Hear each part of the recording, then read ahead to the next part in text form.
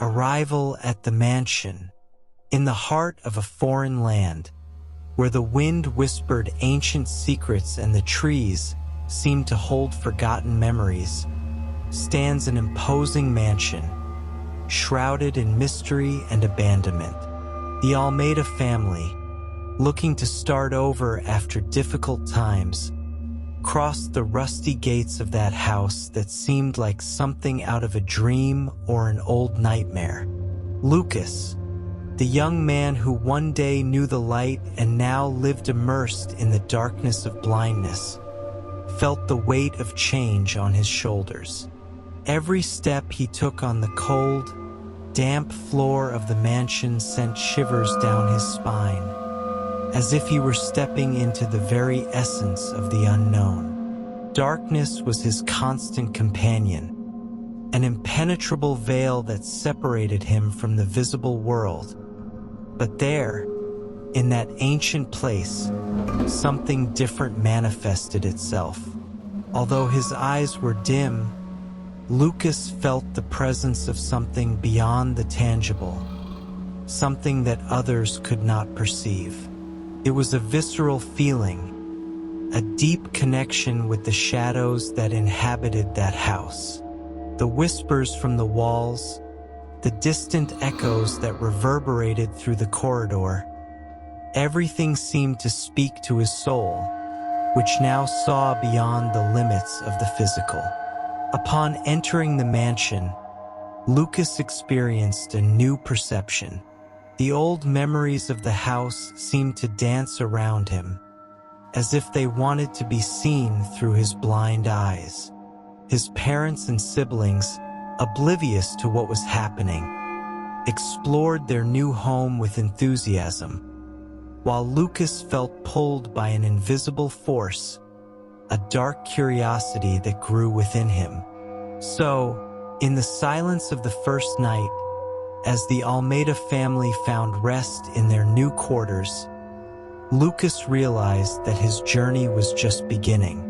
There, in the vastness of darkness, he would be the only one to see the hidden truth, to uncover the secrets buried in the depths of that ancestral mansion. In the stillness of the night, surrounded by absolute darkness, Lucas woke up with a start. There was something wrong, an unsettling feeling that tightened his chest. He stood still, trying to catch any sound that broke the silence. So he listened. Shuffling footsteps echoed through the hallways, followed by a melancholy wail that resonated on the cold walls of the mansion. Guided by an instinct he barely understood, Lucas got up from the bed and, feeling his way, walked to the main hallway. His mind, previously confined to the void of blindness, now seemed to expand, connecting with something beyond the physical. It was there, in the depths of his darkness, that Lucas saw the impossible. A spectral figure emerged from the shadows. She was a pale woman with long, disheveled hair, with eyes that were empty like hers, but filled with eternal suffering. Her translucent body seemed to float, emanating an aura of sadness and despair. Lucas felt the air become cold around her, as if time itself was frozen in her presence. "Help me," she whispered, her voice a distant echo that reverberated in the depths of Lucas' mind. "Bring me peace." Lucas tried to speak, but her voice was caught in her throat. Fear and surprise paralyzed him, but he felt an urgent need to understand and help that tormented spirit. He returned to his room, his heart hammering in his chest, his hands shaking. The darkness, which was once just an absence of light, now seemed like a portal to a world beyond understanding. The next morning, with sunlight bathing the mansion, Lucas told his family what happened. He described the spectral figure, the footsteps, and the wails. But his parents and siblings only exchanged looks of disbelief and concern. His mother hugged him, trying to calm his fears, while his father attributed everything to a nightmare caused by the stress of moving. "It was just a dream, Lucas. The house is old, it's normal for it to make strange noises," said his father, trying to be rational. Lucas, however, knew it wasn't a dream. Luke's visions continued. In the silence of the following nights, he saw shadows dance on the walls, heard whispers coming from the dark corners of the house, felt the presence of lost souls wandering the corridors. His brothers began to avoid him, fearing that he was going crazy. But Lucas knew he was not alone in his distress. He felt increasingly isolated, lost in a world where darkness revealed secrets that no one else could see. And with each vision, the spectral woman's presence became more insistent, her wail more desperate. Lucas understood that he was being called to something greater, something he needed to discover to bring peace not only to that restless soul, but also to himself. Each night, while the Almeida family found rest, Lucas delved deeper into the mansion's mysteries, determined to uncover the secrets it hid, even if no one else believed him. The days at the mansion passed in an indistinct blur for Lucas. The sunlight, which he could not see, seemed a cruel contrast to the darkness of his perception. The visions, however, did not stop.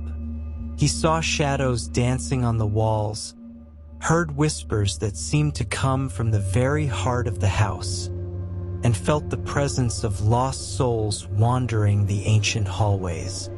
The ghostly figure of the pale woman, ever present in his mind, became more insistent each night.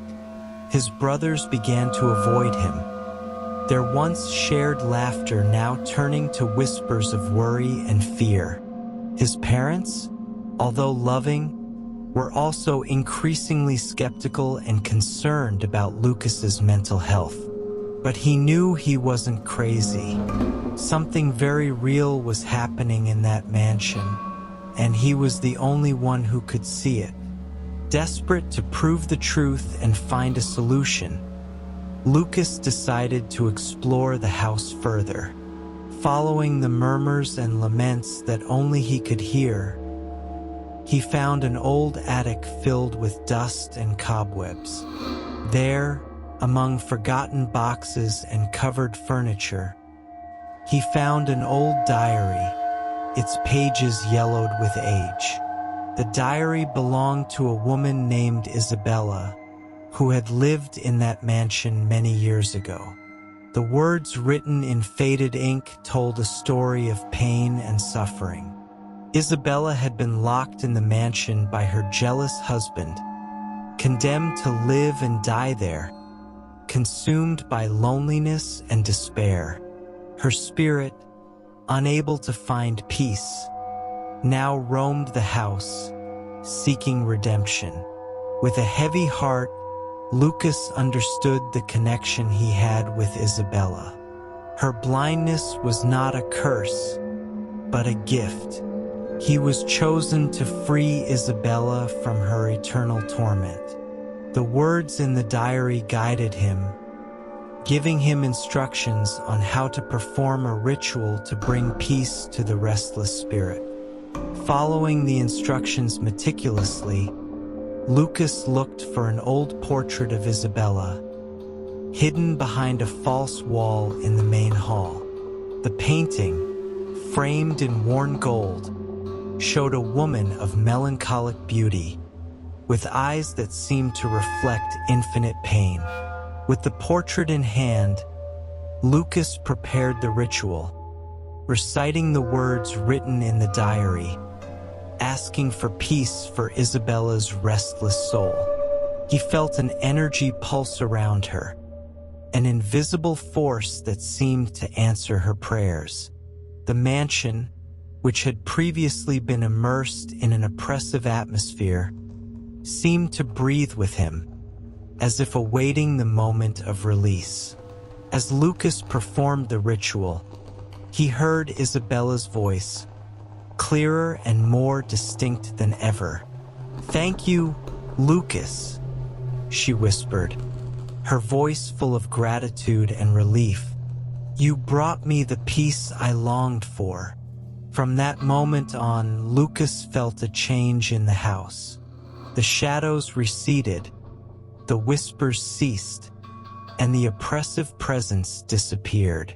The mansion, once a place of sadness and despair, now felt like a peaceful and welcoming home. Lucas, although still blind, felt more connected to the world than ever before. He had found purpose in his darkness, turning his curse into a journey of redemption and light. With Isabella's spirit finally at peace, he knew that despite his blindness, he had deeper and truer vision than anyone around him. That night, while the Almeida family slept, Lucas felt a presence at his side.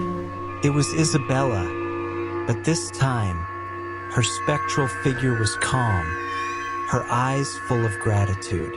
She touched Lucas's face with an ethereal gentleness, and her touch was like a gentle breeze, full of peace and comfort. "Thank you, Lucas," she whispered, her voice now free of pain. "You have brought me the peace I have longed for. Finally, I can rest." Isabella disappeared in a beam of light, leaving Lucas enveloped in a sense of accomplishment and serenity. He knew he had fulfilled his purpose, that his blindness was not a curse but a gift that allowed him to see beyond the veil of the physical world and help a lost soul. From that moment on, the mansion became silent, the shadows disappeared, and peace reigned. The oppression that once permeated every corner of the house has given way to a feeling of tranquility. The Almeida family noticed the change, although they didn't fully understand what had happened. They just felt like the house had somehow become a warm home. Lucas, although still blind, felt more connected to the world than ever before. He had found purpose in his darkness, turning his curse into a journey of redemption and light. His family, seeing the new serenity in Lucas, stopped questioning his experiences, accepting that something inexplicable and profound had happened. As the days passed, Lucas explored the mansion with a new perspective. Although his eyes remained unseeing, he now perceived the world with a clarity he had never experienced before. The walls, once cold and oppressive, now seemed to whisper stories of happiness and joy. He walked the halls with confidence, feeling like he was part of something bigger than himself. The darkness that once isolated him was now a cloak of knowledge and understanding. Lucas felt that he could hear the world, perceive its subtleties and mysteries, and this new perception gave him a sense of purpose and belonging.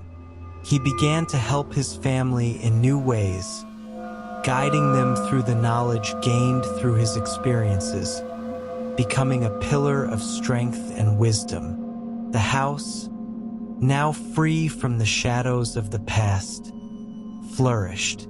The Almeida family found happiness and prosperity in their new home, and Lucas, the young man who had been swallowed by darkness, became the light that brightened their days.